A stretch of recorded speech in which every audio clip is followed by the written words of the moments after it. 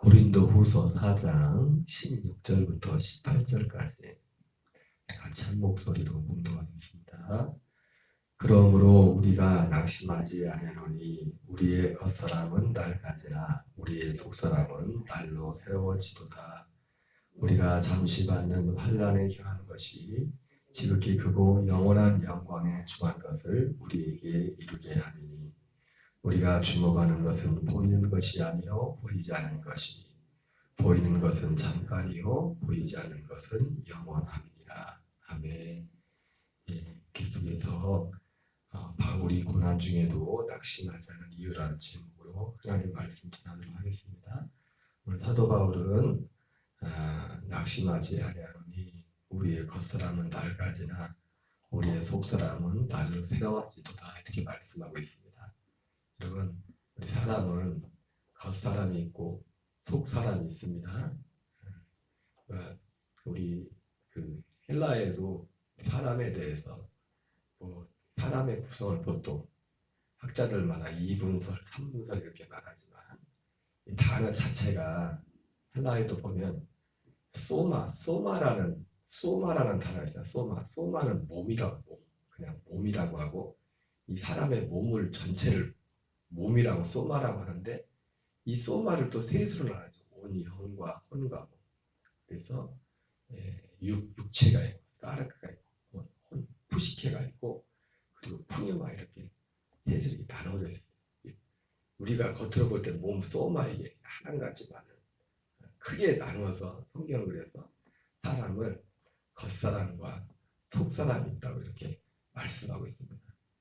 우리는 보이는 겉사람이 전부가 아니라 속사람이 있습니다. 특별히 우리가 속사람이라고 할 때 이제는 사도 바울이 적어도 우리의 겉사람은 낡아지나 우리의 속사람은 날로 새로워진다 했잖아요. 이 날로 새로워진다는 것이 이 속사람이 우리가 보통 내 영, 내 혼 거기서 끝나는 것이 아니라 속사람이라고 할 때는 그리스도의 생명으로 거듭나. 그래서 히브리서 2장에 나오는 것처럼 거룩하게 하는 자와 거룩하게 하심을 입은 자가 한 근원에서 났다 말하는 것처럼 새로운 피조물이 된 거듭난 그 영, 하나님의 창세전부터 로마서 8장 29절에 말씀한 것처럼 자기 아들의 형상을 본받게 하기 위하여 그래서 예수님이 죽으심과 부활의 승천이 위해 그가 씨가 되어서 여호와께서 기뻐하신 일을 성취하게 되리라 그렇게 말씀했던 것처럼 우리가 이 땅에 올 때 마치 하나님이 우리 속사람이라고 할 때는 단지 에베소서 1장 3절 4절에 나오는 말씀처럼 창세전에 그리스도 안에서 택하사 로마서 8장 29절에서는 그것을 미리 아셨다고 했죠. 미리 품었던 생명으로 아담과 하가 이 땅에 올 때 하나님이 생명을 아담에게 생명을 불었던 그 영을 말하는 거예요. 그 영, 생명. 그래서 고린도 15장에서도 첫사람 아담은 생명이 되었다고 같이 이 흙으로 사람을 만드시고 그 코에 생기를 불어넣으셨대. 이 흙으로 만든 이것이 겉사람이고 생기를 불어넣은 그 영, 생명이 속사람인데 그러나 이제는 한 걸음 더 나가서 여기서 말하는 속사람은 뭡니까? 하나님이 창세전에 계획했던 생명을 넘어서 아담이 범죄하기 전에 그 생명의 상태를 넘어서 하나님의 아들의 영으로 연합된 그 상태를 사도 바울은 속사람이라는 겁니다. 그게 날로 새로워진다는 거예요. 날로 새로워진다.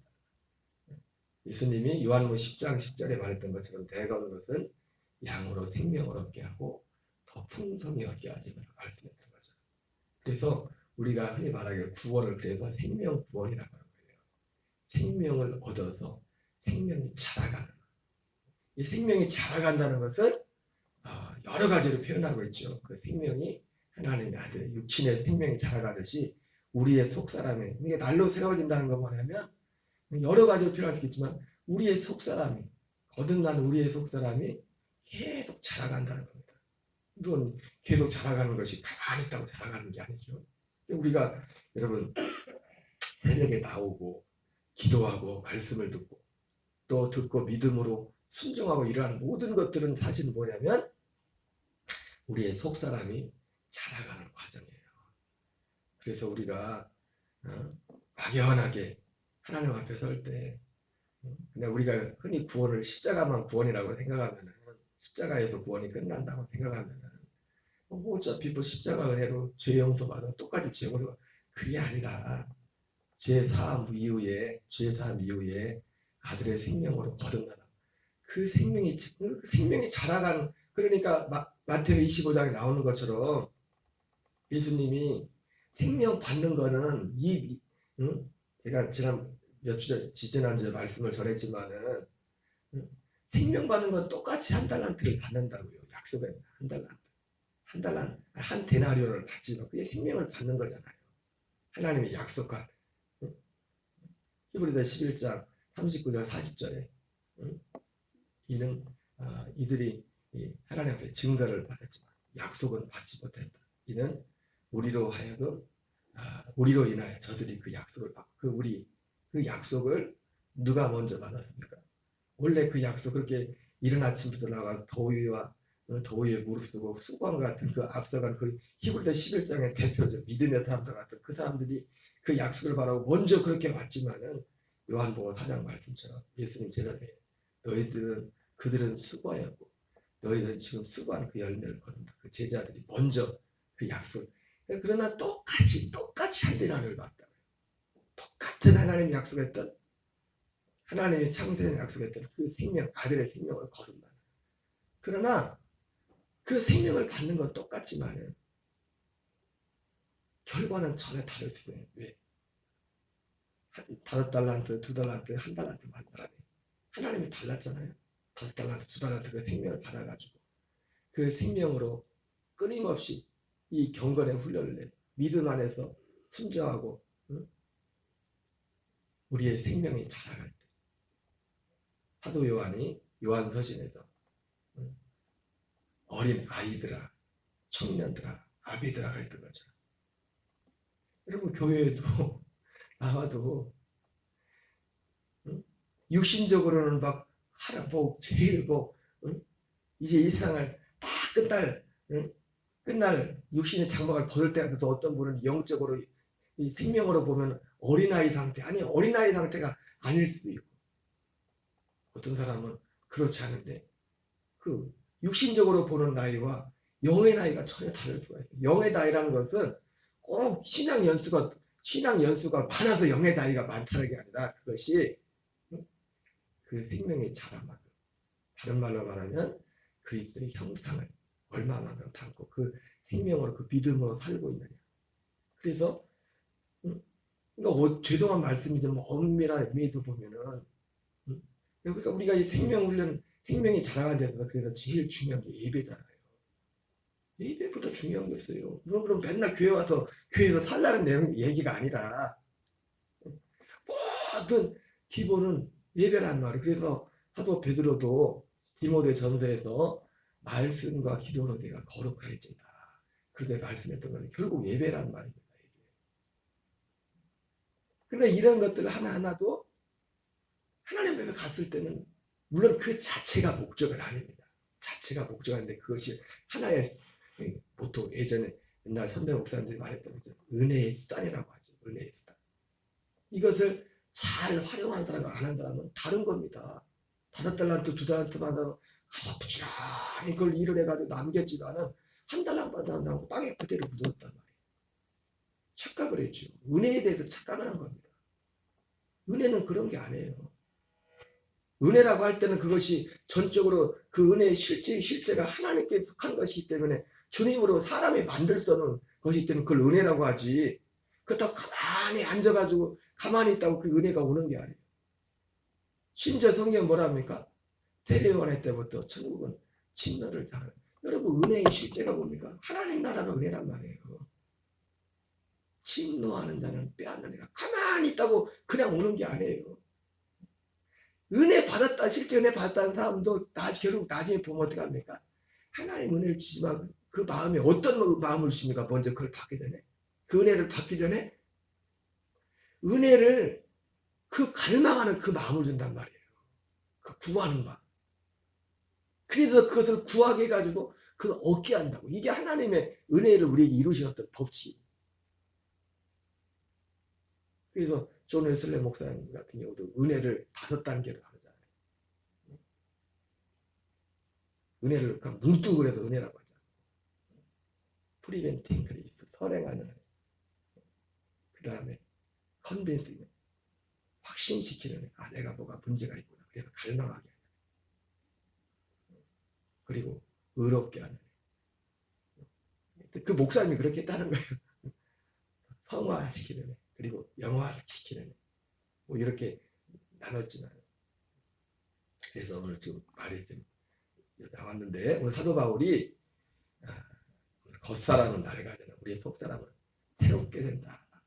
근데 지금 이 속사람이라고 할 때는 단지 물론 그것만 사실 인정하는 것도 사실 하나님의 은혜죠. 사람은 그냥 교회 다니는 분들도 죽으면 끝이지 뭐. 아이, 교회 평생 다니고 죽고 가면 안 돼. 죽으면 끝이래. 죽으면 뭐 있겠다. 겉사람과 속사람이 분명히 있단 말이야. 근데 이 속사람 자체가 그냥 우리가 생각하는 그냥 나가 아니라 나 자연적인 부모님으로서 받은 것도 아닌데 하나님이 보냈지만 거기서 끝난 게 아니라 여기서 말하는 속사람은 아까 말씀드린 것처럼 그리스도의 생명을 거두는 주와 합하는 자는 한 영이라 그랬던 말 것처럼 그리스도의 그 영광, 아들의 영광, 우리 아들의 영으로 거듭난 그 속사람을 말하는 거예요. 그 속사람이 자라가, 그 속사람이 아들을 정말 닮아 우리의 옛사람에 속해 있는 것들은 하나씩 다 벗어버리는 거예요. 사도 바울이 그걸 말하는 겁니다. 그렇죠? 사도 바울이 고난 중에도 낙심하지 않은 이유는 어제 말씀드린 것처럼 그러한 요인이고 또 동전의 양면 같지만 그래서 사도 바울이 받는 환난에 경하는 것이 지극히고 영원한 영광에 중한 것을 우리에게 이루게 함이라. 결국 그에게 사도 바울이 있어서 환난은 오히려 환난에 끝나는 게 아니라 여러분 일터에 가서 막 일을 많이 하면 일한 만큼 돈을 쓰지 않습니까? 대가가 없다면 보상이 없다면 그렇게 고생이야 고생 엄청 힘들 거예요. 권사님도 흔히들 자주 하는 말씀 바다에 가서 고기 잡을 때 고기만 잘 잡히면 힘든 줄을 모르요. 다 돈이 보이니까. 근데 고기가 안 잡히면 너무 힘든 거야. 바울이 그렇게 고생을 했지만 그 고생이 환난이 어제 말했던 환난이 3종류가 있다고 말씀했잖아요. 바울이 당하는 환난은 보상 있는 고난이다. 보상 있는 고난. 그래서 그것이 보상이 얼마나 확실했던지 그렇게 어려운 그 환난 우리가 볼 때는 정말 힘들겠다. 어떻게 저렇게 하나 울고 있지만 그 환난이 경하다고 생각되죠. 결코 사도 바울이 당하는 환난이 경한 환난이 아니란 말이에요. 그런데 사도 바울이 그것이 환난이 경했다는 게 아니라 그 영광이 사도 바울이 당한 그 고난에 비하면 받을 영광이 훨씬 더 크기 때문에 사도 바울 로마서에서도 그런 표현이 있잖아요. 비슷한 이 말씀하고 로마서 8장에서도 같은 표현을 한단 말이에요. 우리가 지금 당하는 환난이 장차 우리에게 임할 영광에 좋게 비교할 수 없다. 사도 바울이 그 말을 했단 말이에요. 오히려 그것이 사도 바울 그런 이유 때문에 사도 바울이 낙심하지 않은 거야. 몸은 힘들었겠죠. 사실 몸은 힘들었겠지만 같은 내용이지만 좀 다른 각도에서 볼 때 다른 표현으로 말할 때 사도 바울이 낙심하지 않은 이유는 사도 바울이 주목하는 것이 달랐어요. 주목하는 것이 바라보는 것이 거의 같은 의미겠지만 오늘 17절에서 실제 그 내용이 뭔지를 말씀했고 18절에서는 사도 바울이 왜 그가 고난 중에도 그가 낙심하지 않았나 주목하는 것이 바라보는 것이 달랐기 때문에 18절에 사도 바울이 이렇게 표현합니다. 같이 읽겠습니다. 우리가 주목하는 것은 보이는 것이 아니요 보이지 않는 것이니 보이는 것은 잠깐이요 보이지 않는 것은 영원합니다. 그가 주목하는 것이 달랐어요. 똑같이 우리가 육신을 입고 있지만 바라보는 게 달라. 바라보는 사도 바울은 단지 보이는 것만 바라보는 게 아니라 사도 바울의 눈에는 더 크게 보인 게 뭐냐면 보이지 않는 것. 그게 모든 것의 기준은 보이지 않는 거지. 지금 겉으로 드러난 모든 것들조차도 보이지 않는 것이 먼저 기준이었다. 마치 예수님이 너희는 먼저 하나님의 나라와 하나님의 의를 구하라 말씀했던 거죠. 그리하면 이 모든 것을 너에게 더해주리라. 여러분, 이방인들은 예수님이 너희는 이방인들과 같지 않다고 했죠. 이방인들은 가치는 어디에 있냐면 뭐든지 항상 가치는 보이는 것에 모든 것에 가치가 매겨져 있어요. 여러분, 보이는 것이 무가치하다고 말하는 거 아닙니다. 절대로 오해하시면 안 돼요. 그건 아니에요. 그러나 보이는 것이 무가치한 게 아니라 보이지 않는 것이 먼저다. 보이지 않는 것. 그리고 보이지 않는 것에 따라서 보이는 것 또한 결정이 된다. 어쨌든 바울이 고난 중에도 낙심하자는 가장 중요한 이유는 어제의 말씀, 그제의 말씀과 비슷한 것 같지만 또 동전의 양면 같아서 그가 주목하는 것이 달랐다는 주목하는 것이. 우리가 주목하는 것은 보이는 것이 아니라 보이지 않는 것이니 보이는 것은 잠깐이요 보이지 않는 것은 영원합니다. 그러면서 5장 1절에 사도 바울은 분명히 알고 있었어요. 같이 읽겠습니다. 만일 땅에 있는 우리의 장막집이 무너지면 하나님께서 지으신 집 곧 손으로 지은 것이 아니요 하늘에 있는 영원한 집이 우리에게 있는 줄 아느니라. 이것은 하나님께서 지으신 집, 곧 손으로 짓지 않으면 하늘에 있는 영원한 집이라고 말씀하는데, 이거는 사실은 우리가 흔히 생각하는 우리 영이 낙원 가는, 우리가 영이 천국에 간다 이런 면도 있겠지만은, 그리고 사도 바울이 바라본 것은 부활의 몸입니다. 집이라고 할 때 그 몸을 궁극적으로 그 몸을 말하는 그 몸. 예수님이 입었던 그 부활의 몸을 입는 겁니다. 하나님의 입이야. 그 몸이라고 할 때. 같이 읽겠습니다. 참으로 우리가 여기 있어 탄식하며 하늘로부터는 우리 처소로 덧입기를 간절히 삼아노라. 이렇게 입으면 우리가 벗은 자들로 발견되지 않으려 함이라. 참으로 이 장막에 있는 우리가 짐승을 같이 탄식하는 것은 벗고자 함이 아니요 오히려 덧입고자 함이니 죽을 것이 생명에 삼킨 바 되게 하려 함이라. 곧 이것을 우리에게 이루게 하시고 보증으로 성령을 우리에게 주시니 하나님이십니다. 여러분, 우리가 믿음 생활은 그래서 사도 바울의 말대로 돼요. 결국 우리가 벗고자 함이라 덧입고자 함이라잖아요. 그죠? 덧입고자.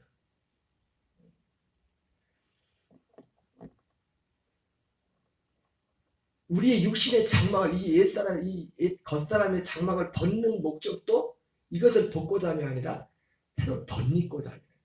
그런 것처럼 우리의 신앙생활도 이 땅에서, 그러니까 우리가 예수님의 이중적인 면이 있습니다. 우리가 예수님이, 사도 바울이 예수 그리스도와 같은 주님이었던 그 부활의 몸을 입는, 그 몸을 입는 것이 그의 목적이거든요. 그것을 입는 것. 벗고자 하면 우리가 그 몸을 입으려면 이 세상에서도